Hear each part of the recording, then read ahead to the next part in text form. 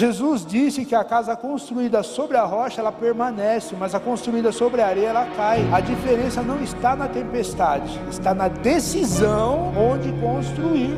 E família também é assim. Não são as crises que destroem o lar, são as decisões que tomamos antes das crises. Um copo desse, debaixo de uma goteira, ele não enche só com uma gota, mas se ele tiver ali, gota a gota, vai chegar uma hora que ele vai ficar, aí uma próxima gota, ela vai bater e vai esborrotar, e vai jogar a água para fora.